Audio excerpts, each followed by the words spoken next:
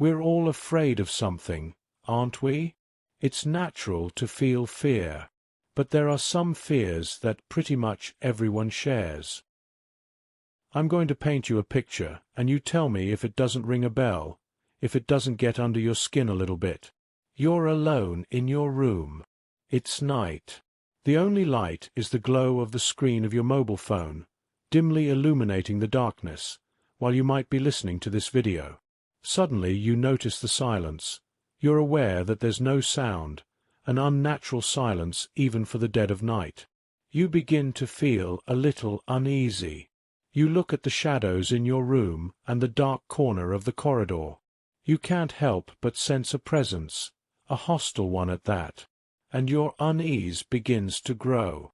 Your eyes begin to make out shapes in the shadows, and your own room, the shadowy corridors of your own house, begin to feel unwelcoming, not quite safe. An unsettling shiver runs down your spine. That's fear. That's how it starts. That's its way of warning you that something terrible is about to happen. An unnatural fear. One that you can't control. You try to be rational, to tell yourself that there's nothing wrong, that everything's fine, that you're home and everything's normal. But the fear remains.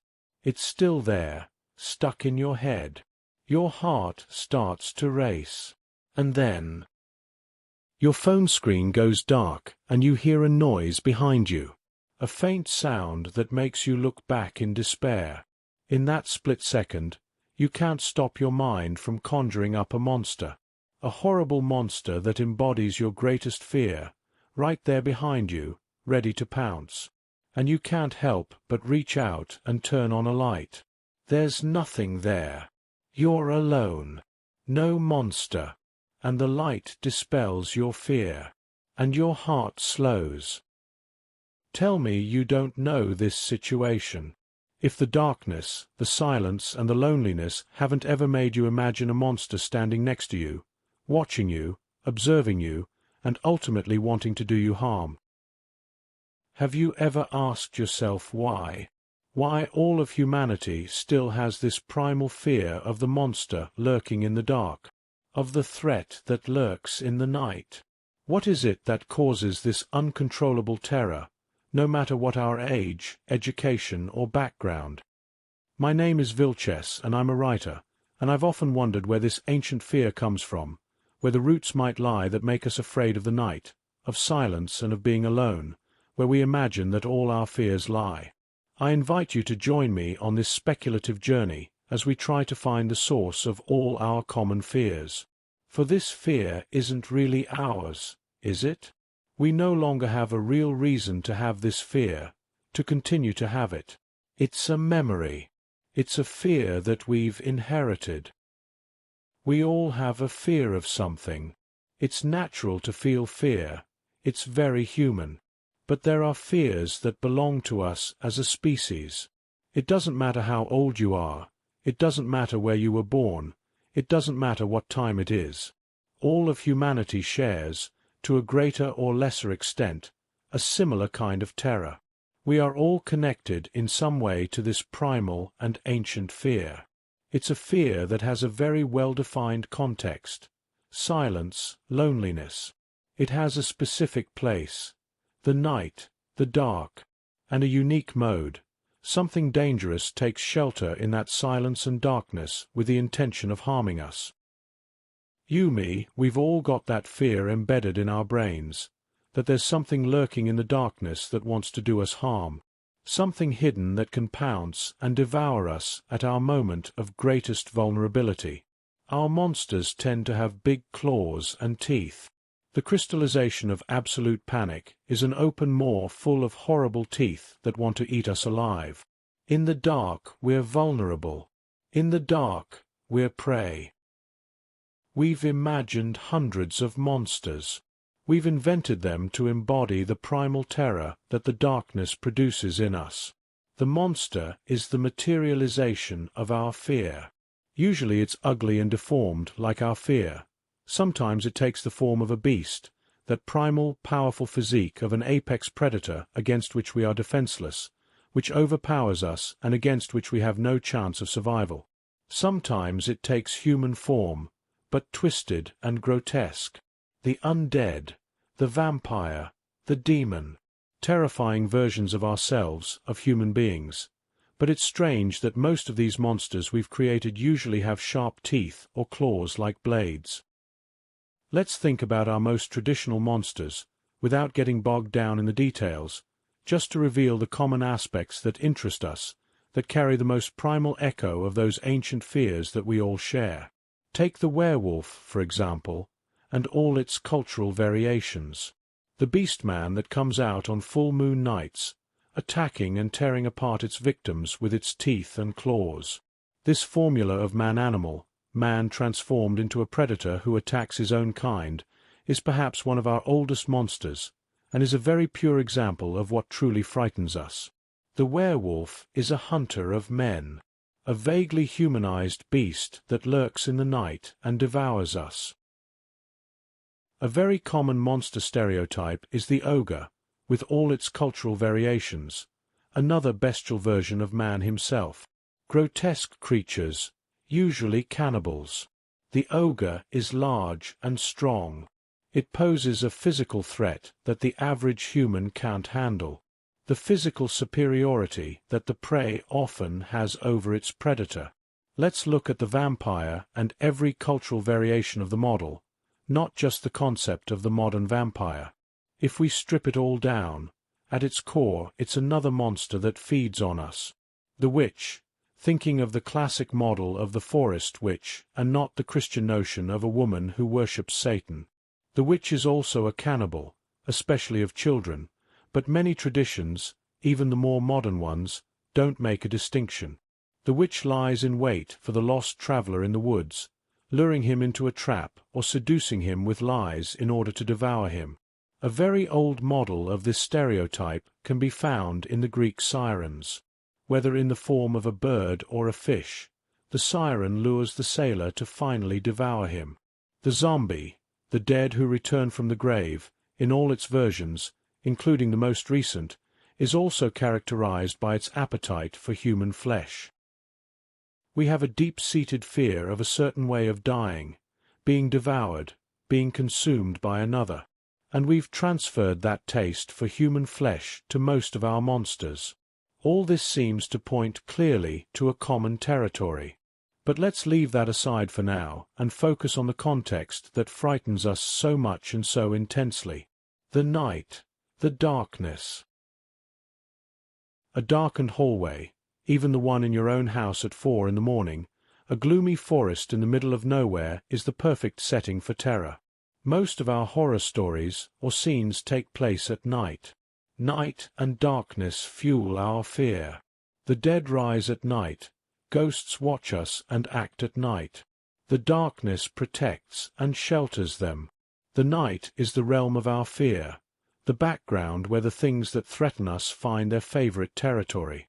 Darkness paralyses us, makes us feel vulnerable, defenseless.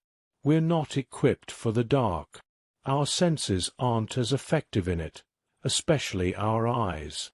We can't see properly at night. Most of the creatures around us have much better night vision than we do, and our brains know it. That's why all the alarms go off when there's no light. That's why the night makes us so uncomfortable. Fear of the dark isn't just a childhood terror.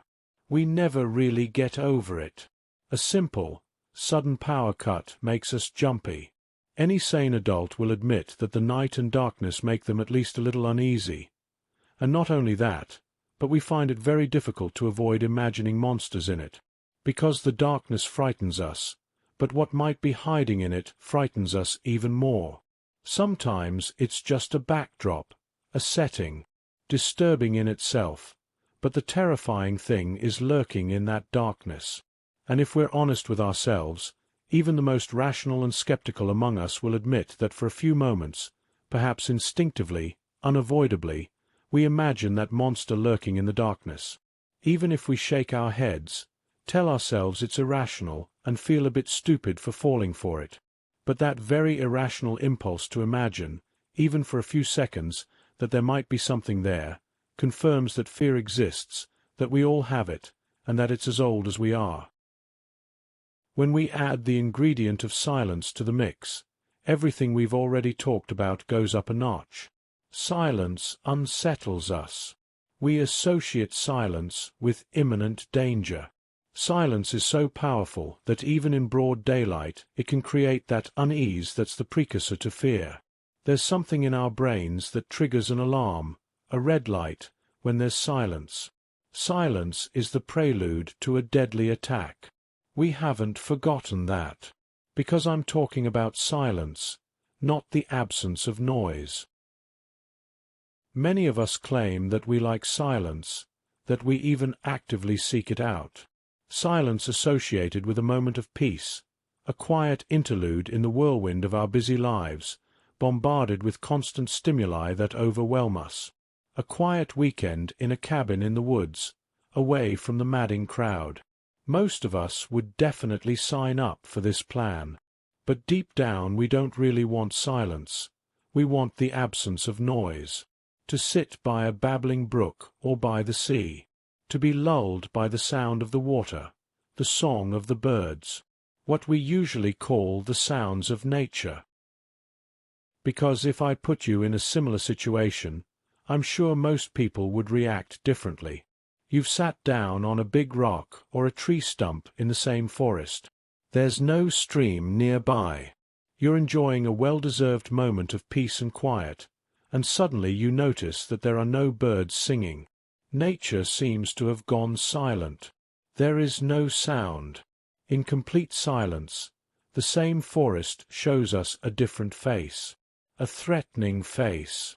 It wouldn't be strange if, in this situation, you began to feel a little uncomfortable, and this moment of peace turned into a moment of unease. There's too much silence, isn't there? A bit ironic, really, as if silence could be measured or put on a scale. But that's what we think. Too much silence. The sound of the wind rustling through the leaves, in the absence of everything else, is now a disturbing sound. Deep down, we don't like silence. This too much silence is a clear warning sign of danger, and our brains make sure we know it. Silence scares us. That's a fact. And all this can be combined with another ingredient, solitude. We also say that we seek solitude, that introspective moment, to get away from the crowd. Many of us find it pleasurable to get away from everyone around us and have a moment to ourselves. Solitude as a time for me time. But in all our horror scenarios, we're always alone. There's no one with us. The background of our worst nightmare is being alone. Instinctively, in any threatening situation, the first thing we do is look to see if there's someone else there, someone who can help us, come to our aid. Faced with primal fear, a child calls for its mother. It's a desperate cry for help, a need for another human being. The presence of another person reassures us. Knowing that we're being accompanied calms our fears. That's why we'd rather cross that darkened corridor, go down those stairs to the abandoned basement with someone else. Look for someone else in that silent forest. When we're in a group, our fears are shared, but instinctively we also place some trust, some security, in those who are with us. The group strengthens us. We're more vulnerable alone, it seems obvious, and it is, but only because we evolved as a gregarious species. We seek others, we need the presence of others, companionship, community, mainly because it strengthens us, and that's something we learned a long, long time ago. Fear prefers us alone. The monster wants us separated from the group. All right, let's put all these pieces together and cook up the perfect horror scene, the quintessential situation that awakens that ancient terror. Try to imagine yourself in the scene I'm about to describe. It doesn't matter how old you are or where in the world you live. Let's say you and your mates have rented a little cottage in the woods, miles from civilization, to spend a few days away from the routine and the noise. It could be a mate's place or someone you know, It doesn't matter. It's night and you're laughing together, maybe inside, maybe outside, enjoying the starry night. It's a cracking moment you're enjoying, but someone asks you to go down to the cellar because the drinks are running low. You decide to do so, no problem, but when you get there, you discover that you have to go down into a small cellar. There are stairs leading down into the darkness, and there doesn't seem to be a light switch nearby. The mere thought of going down there without any light creates an initial feeling of unease. Suppose you reach for your mobile phone and switch on the torch. That takes away some of the discomfort, and you start walking down the stairs. Even with the torch, you can't illuminate the whole basement, which is old and damp, and you can't quickly find where the drinks are either, so you have to venture further into this dark and lonely place. As you do so, you notice that you can't hear your friends anymore. There's a heavy and eerie silence down there. The torchlight is comforting, but the feeling of being alone counteracts that. At that moment, you wish you'd asked someone to come with you. You feel a bit like an immature child at that moment. What am I, 5 years old? I can do this. I don't need anyone. What could possibly happen? But the truth is, as you move through that darkness, pierced only by the beam of your torch, you can't help but feel that in that shadowy silence that surrounds you, between the shadows that the torch moves as you walk, there might be something else. Something hidden. You reach the place where the drinks are, which is at the other end of the big old cellar, and you keep telling yourself how irrational your thoughts are. But then the light on your phone goes out. For a split second, you're aware that you're all alone in an unfamiliar place, in the dark and in complete silence. What goes through your mind at that moment, in that first second when you're fully aware of the situation? And think about whether the first feeling you have isn't one of complete defenselessness against whatever might be threatening you from the darkness. Something bad is about to happen. I'm in danger. And your body reacts instinctively. Fear of being attacked by something that's only there to attack you. It doesn't matter what the monster looks like or what shape it takes. The invisible threat in your head is irrelevant. What's important is that your most primal thought has drawn a threat into those shadows, waiting there to do you harm. You're probably going to want to turn the lights back on as soon as possible. You're going to get anxious if it doesn't happen quickly. You're going to grab the drinks. And you're going to try to get out of this basement that has suddenly become an unsettling and uncomfortable place. If we're honest, we've probably all been in a similar situation, and this scenario makes us at least a little uncomfortable. We share the keys to that fear, and perhaps it's not too difficult to guess where it comes from. Let's go back in time a few million years. One of our ancestors, a Homo habilis, has wandered away from the group while they were scavenging. He's barely a meter tall and weighs no more than 40 kilos. Night has fallen. It's dark and he's lost. He knows he's on his own and is desperate to find the group. Suddenly the African savanna seems to fall silent, an unnatural silence that doesn't bode well. He hears a noise behind him, and the last thing he sees is the open jaws of a large predator emerging from the darkness and heading straight for his neck. Our old fear is the fear of the predator, the fear of being preyed upon. Darkness and night have always been the preferred setting for those who hunted us. Big cats of the African savannas of prehistory, lions, leopards and ancient hyenas, saber-toothed varieties, even giant birds of prey that could and did hunt us. They preferred us alone, isolated from the group, in an ambush tactic that the descendants of those ancient predators still use today because it's the most effective.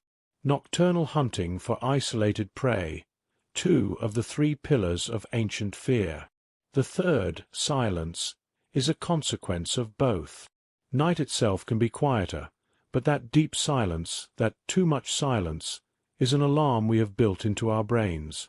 Just because we have difficulty detecting the threat doesn't mean that other creatures around us can't. They may have better hearing, sight, or sense of a nearby presence. Birds, insects and other creatures use silence and stillness as a precaution. Noticing that everything around us has gone quiet could be interpreted very early on as the potential presence of a large predator nearby. Many of our current monsters are the echoes of those formidable predators. Many still have their fangs and claws. Some maintain their bestial appearance or their formidable wingspans against which we have no escape or chance of survival. They hunt us, ambush us in the shadows, and want to devour us. Our primal fear of being prey is still there, with us. Sometimes recognizing it is obvious. Other times it has mutated and generated its own forms, aspects, and characteristics. But deep down, it's still there. It's the mother of all terrors, of all fears, of all monsters. But personally, what fascinates me most about all of this, what sparks my greatest interest, is how it has endured over time. Fear is a biological resource that functions to ensure our survival. It's the consequence, the mechanism employed by the survival instinct. We recognize a series of alert patterns, sometimes instinctively, that unleash a biological reaction in our bodies, increased heart rate, adrenaline release, designed to facilitate and enhance our ability to avoid, or failing that, get away more efficiently from that potential danger. Fear is our shield, our internal alarm system. Fear either paralyzes us or makes us flee. If you think about it, those are the two main anti-predation strategies ingrained in nature. We recognize that darkness is a territory in which we are vulnerable to attack, hence we fear it, and silence can be interpreted as an alert to a possible predator. As a gregarious species, we also feel vulnerable when alone. Our fear of murky or very deep water is also connected to predation and the ambush strategies of aquatic predators like sharks or crocodiles. And all those predators are the monsters to avoid, because they are the real threat lurking in the shadows. That our ancestors generated fear as an alarm system in response to all these signals is more than understandable. But why does it still frighten us today? It's been a long time since we were on a predator's menu. Nowadays it's unlikely that there's a predator behind the door waiting to devour us, but we still put one there. We turn it into the monster that lurks around the corner. This has nothing to do with the current legitimate fear of being mugged or robbed in an alley. I'm talking about the irrational fear that sometimes overwhelms us in our own homes, when we're alone and in the dark. It's an inherited fear, in my humble opinion. It's as if the imprint is somehow encoded in our genes and we've passed it on to our descendants, generation after generation, right down to the present day. Our primal fear of being hunted is still considered valuable information to us, which means that when the circumstances are right, we revert to being that small and defenseless Homo habilis lost in the night of the savannah. We've exploited this fear for centuries in fables, literature, cinema, and attractions. There's something about fear that, deep down, seduces us. Perhaps the adrenaline rush is addictive. Something attracts and repels us, unconsciously and irrationally, at the same time as the fear we feel in the face of the monster. An ancestral memory that continues to live within us, reminding us that no matter what we do, we are vulnerable to the undeniable power of nature in all its ferocity. See for yourself. Stay alone, in absolute silence, and turn off the light. The monster won't be long.